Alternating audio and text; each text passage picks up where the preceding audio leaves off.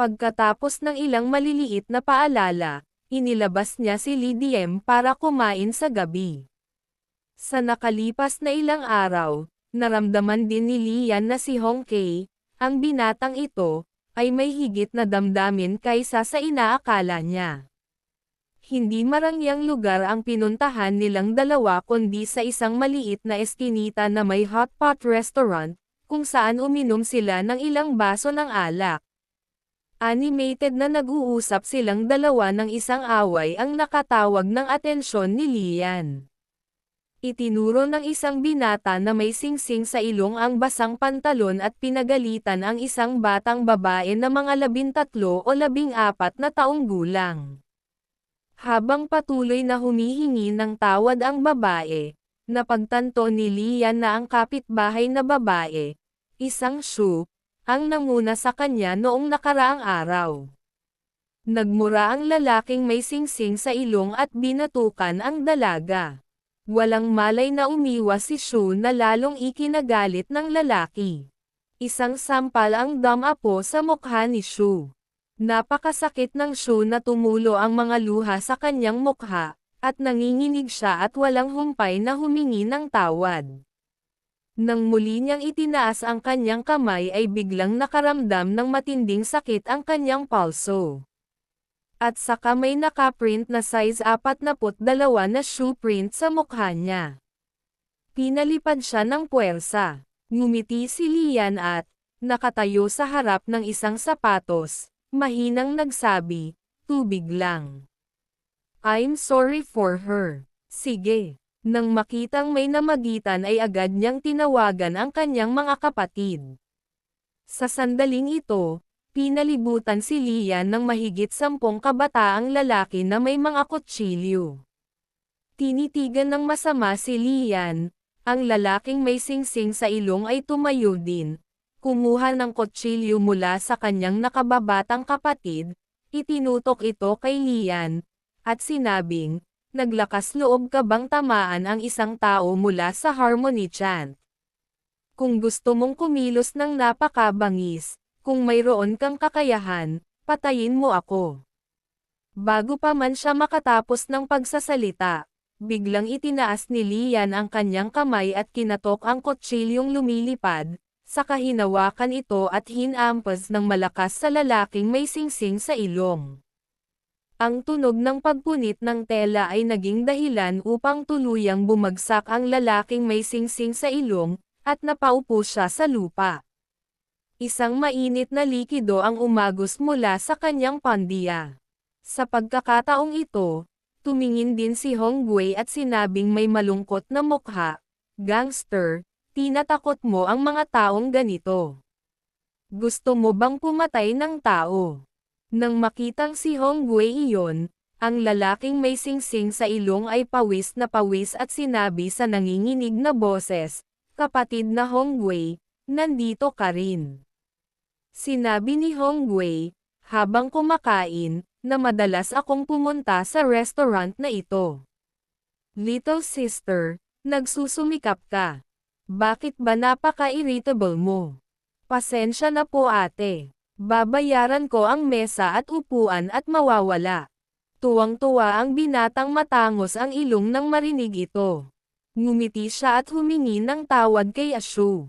Pagkatapos niyang magsalita, pinamunuan niya ang kanyang gang ng mga nakababatang kapatid at tumakbo palabas ng hotpot restaurant sa takot. Saglit na nagpatuloy sa kwentuhan at pagkain ang dalawa. Bago umalis, binigyan ni Hong Wei si Lian ng isang mobile phone at sinabihan siyang magbihis ng maganda bukas at hintayin ang kanyang tawag para makipagkita kay Judy. Pagkatapos makipaghiwalay kay Lian, naghintay siya hanggang matapos si Ashu sa trabaho at pagkatapos ay iniuwi siya. Pagdating niya sa pintuan ng bahay ni Lian, pinagpapawisan siya ng malamig sa sakit. Ang sakit na nakakatusok sa buto ay napaka-pamilyar, na nagmumukhang baliw kay Lian. Isa pang matinding sakit ang tumama kay Lian. Hindi na siya nakatiis at nahimate siya. Pagkaraan ng mahabang sandali, nagising si Lian, at unti-unting humupa ang sakit. Nagmamadali siyang uminom ng mga painkiller at inisip niya na nagsisimula na naman ang pananakit ng kanyang tadyang. Uminom kasama si Hongwei, mas matindi ang reaksyon. Mayroon siyang 35,000 kasama ang 50,000 na napanalunan niya sa arena. Sa kabuuan, mayroon siyang 85,000. Mukhang kailangan niya munang magpalat ng stem cell enhancer. Kung hindi, malaking problema kung magkasakit siya sa kompetisyon. Wala pa ring ideya tungkol sa sinaunang nobela. Nakahiga sa kama, iniisip ang kasalukuyang sitwasyon, unti-unti siyang nakatulog. Buong araw siyang nasa labas na nakikipaglaro kay Judy sa yate kahapon, kaya hindi na siya nagkaroon ng oras na magpalat ng damit. At ngayon, kailangan niyang magsuot ng suit at bumaba ng bus. Ang napapadere na lungsod ng Longcheng ay masikip at madilim pa rin gaya ng dati. Matagal nang nakasanayan ni Lian ang karahasan na kadalasang nangyayari sa mga lansangan. Sa sandaling ito, gusto na lang ni Lian na umuwi at magpahinga ng maaga at talagang ayaw niyang magmadali. Sa pagdaan sa isang maliit na eskinita, isang taong nagmamadaling bumangga kay Lian. Hindi sinasadyang hinawakan ni Lian ang palso ng kausap. Sa hindi inaasahang pagkakataon, ganoon din ang naging reaksyon ng kausap. Hinawakan ang kanyang palso, nagulat si Lian nang mapagtanto na ito ay isang military wrist lock. Bumitaw ang dalawa at umatras ng isang hakbang. Sa sandaling ito, si Lian din ang kaharap niya. Maliwanag, ang isang lalaki na mga 30 taong gulang ay nakasuot ng pagod na suit na may maikling buhok at malinaw na peklat sa kanyang pisngi. Ngumiti siya at humingi ng tawad kay Lian. Sa pamamagitan ng pag-uusap, nalaman niya na ang kanyang pangalan ay Hyandang, mula sa kaparehong bayan ni Lian, at nagdala siya ng ilang kapatid sa Hong Kong upang tingnan kung may mga pagkakataong yumaman. Habang masaya silang nag-uusap, nagring ang phone ni Lian. Si Hongwei ang tumatawag. Sinabi niya kay Lian na may grupo ng mga tulisan na nagtatago sa gusaling tinitirhan niya. Natanggap na ng mga pulis ang balita at sinabihan si Lian na mag-ingat, at pinakamahusay na huwag lumabas upang maiwasang mahuli sa labanan. Nang marinig ito, mabilis na ibinaba ni Lian ang telepono at sinabi sa kanya na ang kanyang kaibigan ay lasing. Ngunit narinig na ni Andang ang lahat. Maya-maya lang ay bumungad sa kanilang dalawa si Ashu na kanina pa hinahanap ang kanyang pusa. Nang makita si Ashu, nagulat si Lian at mabilis na lumuhad para tanungin si Ashu kung may mga pagbabago ba siya. Tulungan mo akong tumakbo palabas sa kalye para bumili ng candy. Tumango si Ashu, niyakap ang kanyang pusa, at tumakbo palabas sa kalye, hindi nakakalimutang sabihin sa kanya na maghintay dito. Pinagmamasdan ang pigire ni Ashu, dahan daw ang lumingon si Lian, hindi alam na malungkot na nakatingin sa kanya si Andang. Sa likod niya, nakalagay sa likod ng ulo niya ang itim na nguso ng baril. Ako ay humihingi ng paumanhin. Hindi ko rin gustong gawin ito. Ibinoka ni Lian ang kanyang mga labi at tahimik na tumingin kay Hyandang, na may hawak na baril. Very steadily, masasabi ng isa na siya ay dumaan sa regular na pagsasanay. Sa sandaling ito, isang pulang ilaw ang kumislap sa mga mata ni Lian. Sa isang mabilis na sulyap, ang nanginginig na target ay nakalock. Natanggap ni Lian ang impormasyon mula sa natitirang kaluluwa ng ibong may 9 na ulo.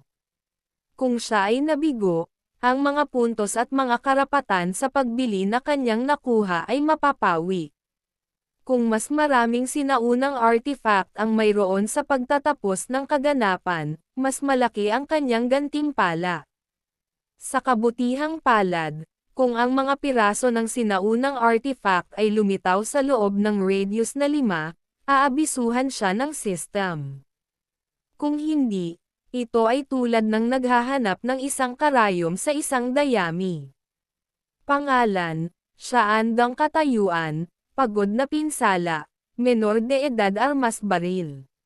Kasanayan, 39 na intensive pagsasanay enhancing pangkalahatang combat ability antas ng pagbabanta, itim o mas mababa. Bagamat mayroon siyang suporta sa sistema, hindi kumilos si Lian dahil alam niyang kung gagawa siya ng anumang hakbang, hindi siya magdadalawang isip na si Andang na hilahin ang gatilyo. Bukod dito, ang kanyang bagwa palm technique at ang kanyang 81-point boxing skills ay walang silbi laban sa mga baril. Pagkatapos ay itinulak niya si Lian palayo sa maraming eskinita. Dumating sila sa isang maliit at maingat na klinika.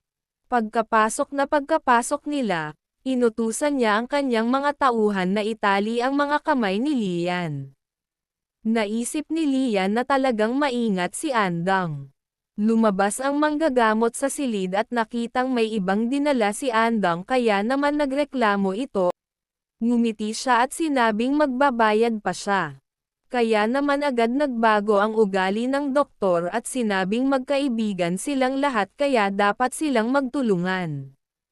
Ngunit sa hindi inaasahang pagkakataon, pagkatalikod niya ay binaril niya ito. Naghinala siya na masyadong mabilis silang nahanap ng mga pulis. Sa kanila, ang pinakakahina-hinalang tao ay ang doktor. Kaya nagpasya siyang patayin ang doktor at pagkatapos ay sinabihan ang kanyang mga kapatid na maghanda kaagad sa paglipat. Naisip ni Lian sa kanyang sarili na si Anding ay talagang isang walang awa at mapagpasyang karakter. Kung hindi siya tumakas ngayon, mapapalibutan siya, at mahirap na makatakas. Isang lalaking nagngangalang Gao Cheng ang nagtanong, paano si Xiao Jin? Mabilis na lumapit si Hiandang at hinawakan ang kamay ni Xiao Jin, sinabi kay Xiao Jin na ang pagnanakaw ay hindi mapaparusahan ng kamatayan sa Hong Kong. Inaasahan niyang manatili si Xiao Jin at magpagamot, at kapag tumahimik na ang mga bagay, babalik siya para iligtas siya. Si Xiao Jin ay nakinig na nakabuka ang kanyang bibig, at ang kanyang mukha ay lalong namutla habang nakikinig. Hindi siya makapaniwala na ito ang pinakamatandang kapatid na pinagkakatiwalaan niya. Sa sandaling iyon, sumigaw ang isang lalaki na ipinagkatiwala nila ang kanilang buhay sa kanya.